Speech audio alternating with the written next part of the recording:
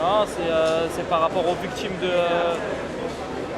à l'est de notre pays. On sait qu'il se passe des choses très graves là-bas, on est très affecté par ça et voilà, c'était un signe pour montrer qu'on soutient, qu'on est tous ensemble et qu'on espère que les choses vont s'arranger parce que c'est le moment d'agir.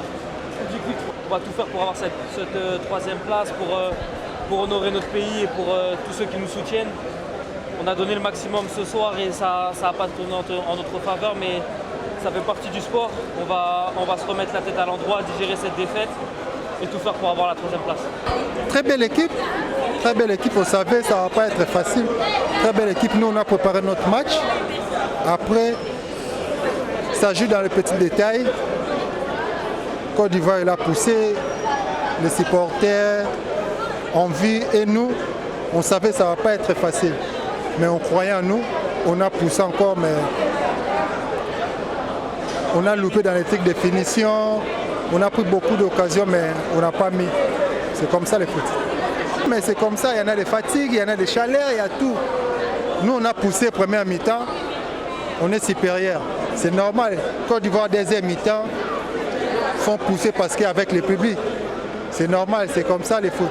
Mais le plus important, tous les peuples congolais sont contents et on ne va pas baisser notre tête, on va rester tête très haute parce qu'on a un match encore samedi.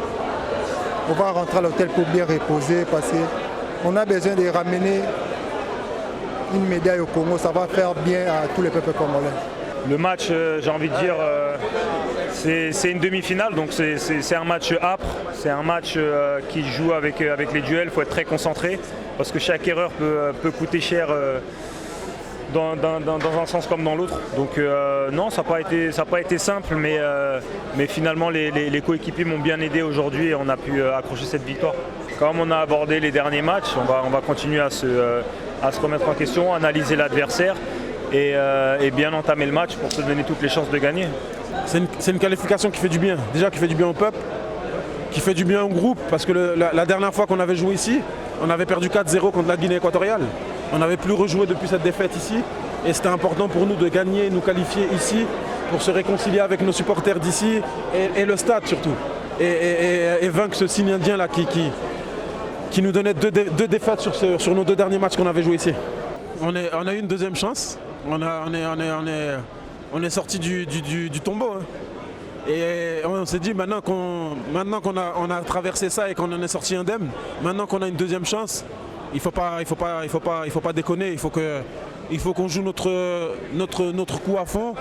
Et c'est vrai que quand on élimine le Sénégal de cette manière et quand on élimine le Mali surtout de cette manière en étant 10 en marquant à la fin du temps réglementaire, à la fin des prolongations, c'est vrai que ça te donne de la force mentale et c'est vrai que ça te donne un peu le sentiment que rien ne peut arriver, mais après ça il faut le cultiver.